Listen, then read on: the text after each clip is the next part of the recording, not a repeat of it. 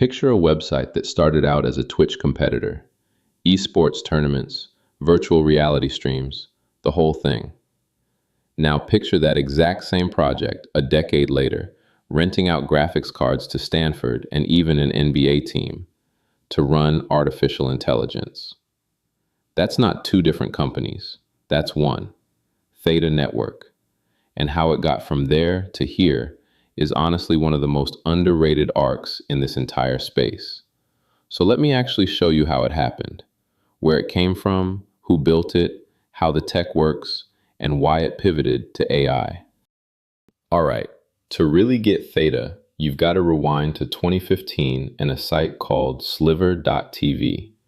It was an esports and virtual reality streaming platform, live tournaments, 360-degree video, and it worked with names like ESL and Intel.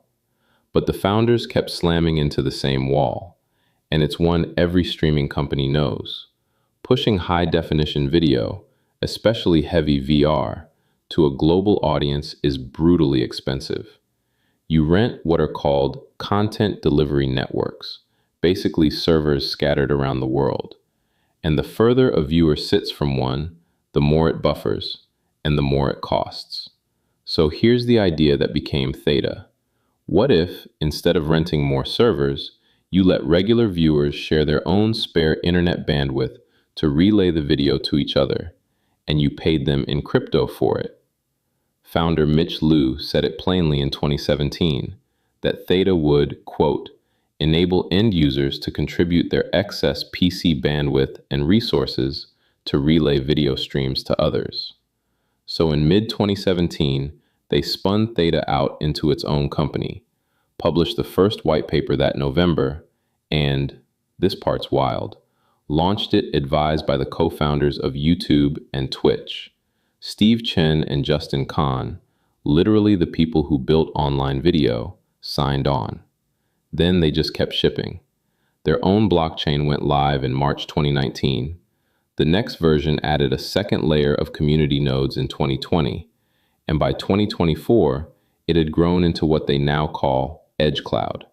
So the through line is dead simple. They always wanted to turn idle devices into infrastructure. Okay, so who built this? Because the founders are a genuinely strong pair, and Theta's own about page says it best. It describes a team of, quote, experienced technologists and executives from top Silicon Valley tech companies. Start with the CEO, Mitch Liu. He's got a computer science degree from MIT and an MBA from Stanford, and before Theta, he co-founded Tapjoy and a mobile game studio behind a hit called Tapfish, something like 100 million downloads before it got acquired.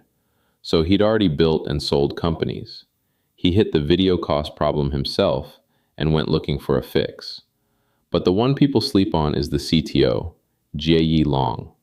He did his PhD in computer engineering at Northwestern, and before crypto, he worked at chip design firms like Synopsys, serious deep tech, writing the software that designs microchips. And here's the nugget most coverage skips.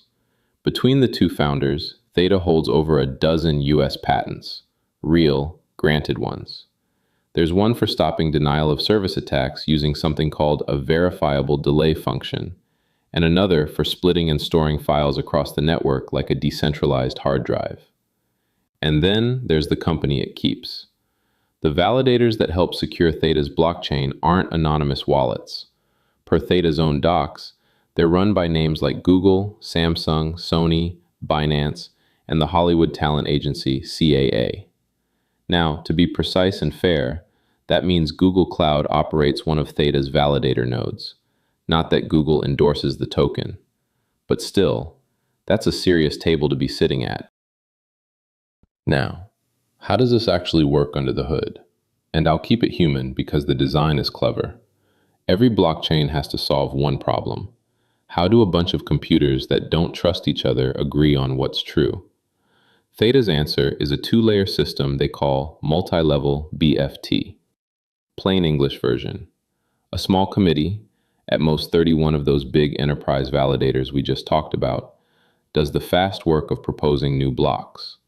Then, a much bigger crowd of community-run computers, called Guardian nodes, and there are thousands of them, double checks that work and locks it in.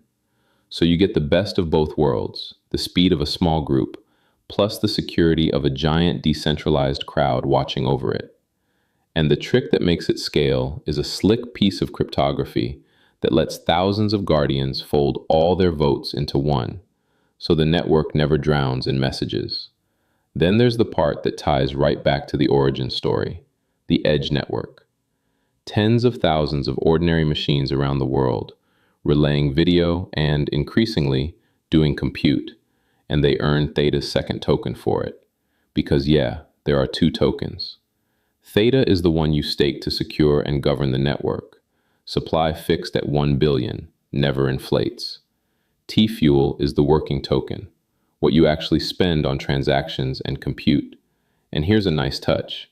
Every time it's spent on the Edge network, a slice of it gets burned forever, a bit like Ethereum does. And on top of it all sits the metachain, Theta's way of letting anyone spin up their own connected subchain, no permission needed. So, yeah, it's a lot more than a video coin. Okay, what are they actually shipping today, in 2026? The flagship is Theta EdgeCloud, launched in May 2024.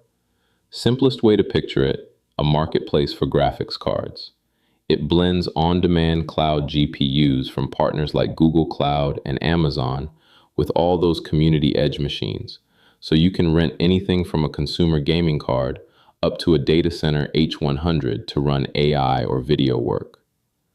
Now, in the spirit of being straight with you, let's separate what's verifiable from what's marketing, because that matters.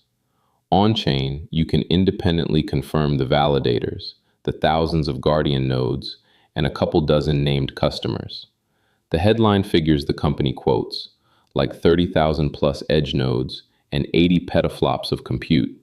Those are Theta's own numbers, with no public dashboard auditing them live, so I'm just telling you who's counting. And there are honest trade-offs. Leaning on a small set of corporate validators buys speed and credibility, but it's a deliberate trade against pure decentralization, though those thousands of guardians push back the other way. There's no public revenue figure yet, and it's a crowded field. Akash, Render, and IO.net are all chasing the same idea. And one more thing, for full transparency, there's an active lawsuit from two former executives, filed in late 2025, making allegations the company firmly denies. It's unproven and still before the courts, so I'll keep it factual and let it play out. What's not in dispute is that the original idea works. The World Poker Tour ran on Theta's network and cut its video delivery costs by roughly half. The core thesis is real. So this is where it all clicks together, and it's the most exciting part. Go to Theta's homepage today, and the tagline isn't about video anymore. It reads, word for word, the Decentralized Compute Layer for AI. That's the whole pivot in one line.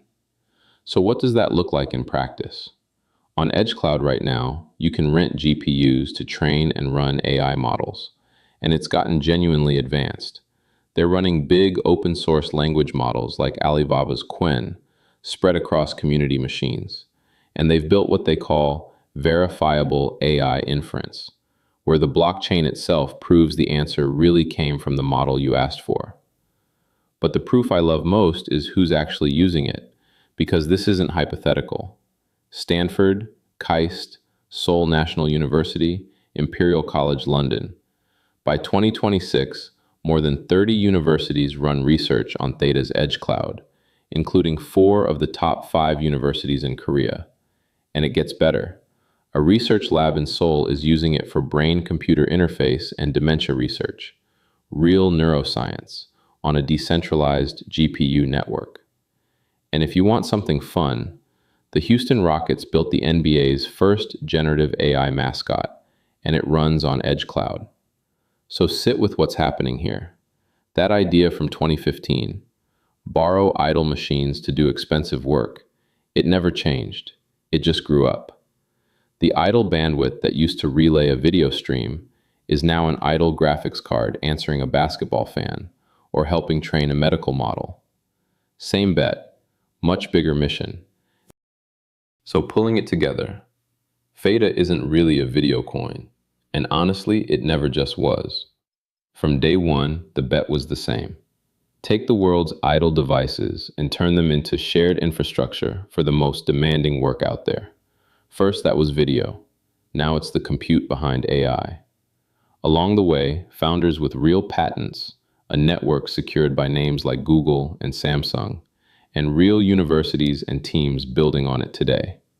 Are there open questions? Adoption? Revenue? Competition? Absolutely, and we covered them honestly. But the core idea has stayed remarkably consistent for 10 straight years. And in this space, that's genuinely rare.